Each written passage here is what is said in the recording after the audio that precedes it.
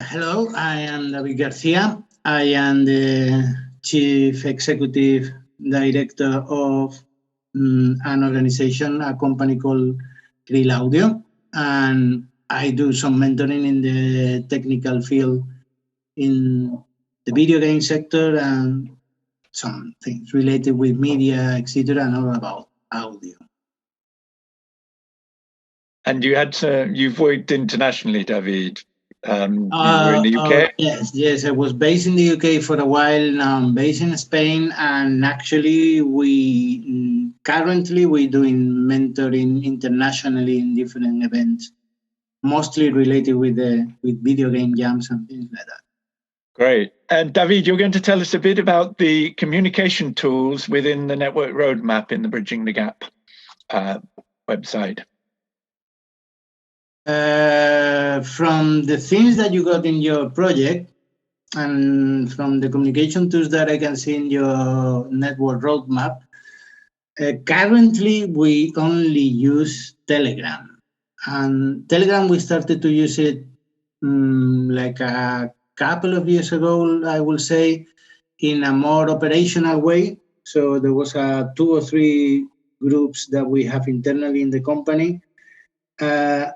But later on has become more personal or reduced use of Telegram because there's other tools that we have changed and we have adopted different tools now to deliver mostly the mentorship. Also in terms of mentorship, the communication tools depend very much because, for example, when I was working in the UK, there was a one-to-one mentorship mainly.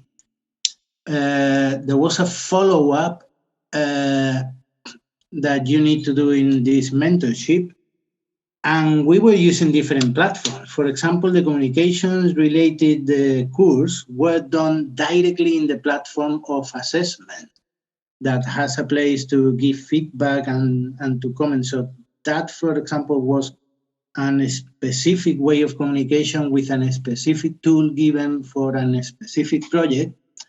So you just use it. In general, nowadays, when it comes to one-to-one mentoring, I used to do the follow-up just by email. You just write the conclusions, the objective, whatever result or outcomes of the meetings and the sessions with the mentee you have. You just put it in an email and you circulate about that. But obviously, it depends on the circumstances. For example, the mentorship that we are doing in the different video game jams around the world, they are all hosted in Discord, which is a community platform that everybody is embracing recently. We have been using for ages in the video game sector, but now is a little bit more trendy because it's very useful precisely for this kind of mentorship at a long distance, no, and not in a one-to-one or in a local situation.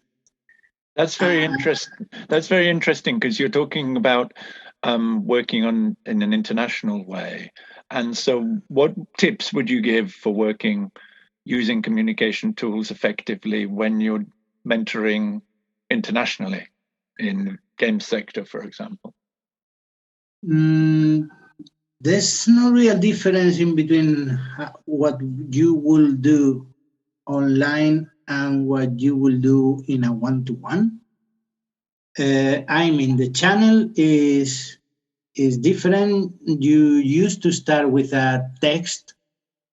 It comes everything with a question from the mentee, and then you're gonna, which happens also in real life, and the process is very similar. You need to dig a little bit to see if the question is proper and what is the context of the question, and then start to propose different strategies to approach it.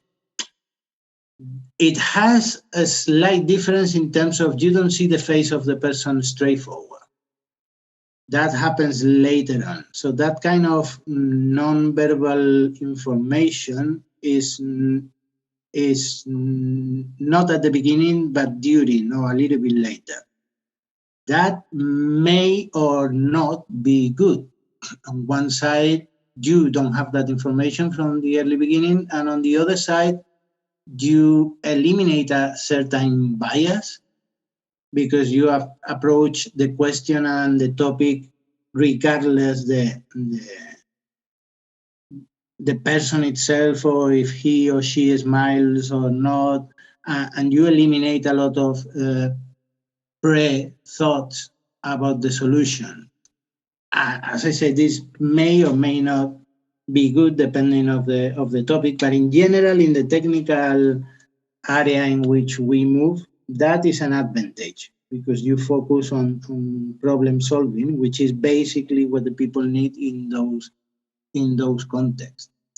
The tips are, well, for someone who hasn't never done it, my best tip, and it's something that we share many professionals in mentorship at an international level, is learn from the kids, because you are using tools that are created for and are used by teenagers and kids, 12 years onward.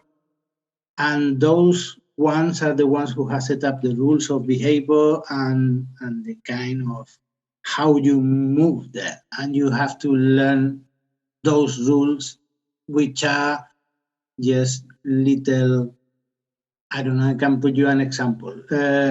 When you are in Discord, you react to the messages in a different way than in other forums. In other forums, you have to type an answer, and in Discord, not necessarily you have to type an answer. You only type a reply to one comment when you got something substantial to say. If not, there's other ways to react, plenty of ways to react to that comment without affecting the general discussion. But all those behaviors, you pick it from the young people. At least that's what I do. I learn from my kids, actually. Thank you, David. That's really interesting insights. Thank you very much.